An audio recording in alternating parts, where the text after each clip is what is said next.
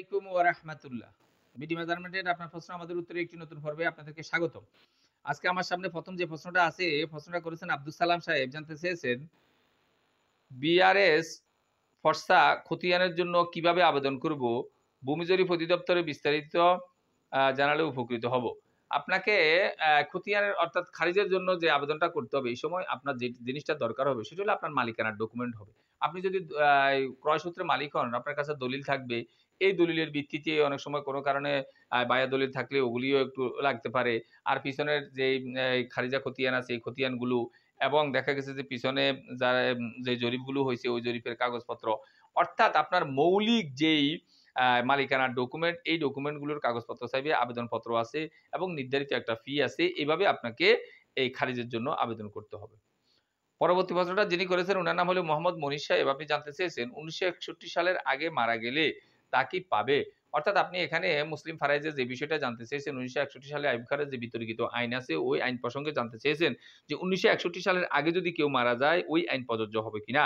১৯৬১ সালে যেহেতু আইনটা হইছে এবং আইনে এই কথা বলা আছে, ইতিপূর্বে যারা মারা গেছে তাদের সম্পত্তি নিয়ে এই আইনটা প্রযোজ্য হবে না। আশা করি বিষয়টা বুঝতে পারছেন।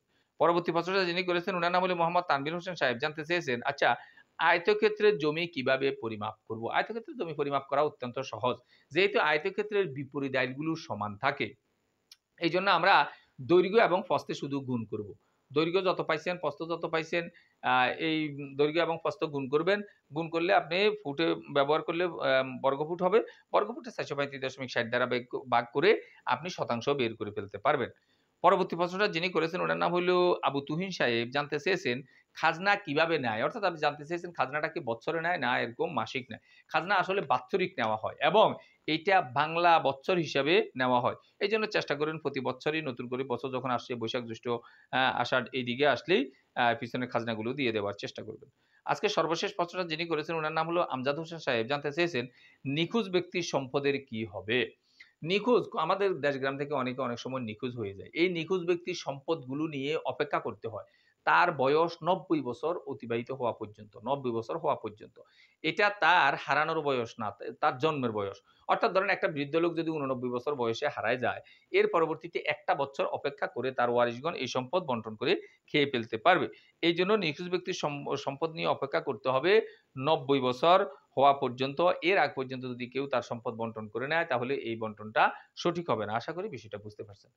কোন অংশে না বুঝলে আবারও আমাদেরকে জিজ্ঞাসা করলে আমরা জবাব দেওয়ার চেষ্টা করব। ইনশাআল্লাহ ভিডিওটি ভালো লাগলে লাইক, কমেন্ট এবং শেয়ার করবেন। ধারাবাহিক ভিডিওগুলো পাওয়ার জন্য চ্যানেলটাকে সাবস্ক্রাইব করবেন। এই আশাবাদ ব্যক্ত রেখে আমাদের আজকের প্রশ্নোত্তর পর্বটা এখানেই শেষ করছি। আল্লাহ হাফেজ।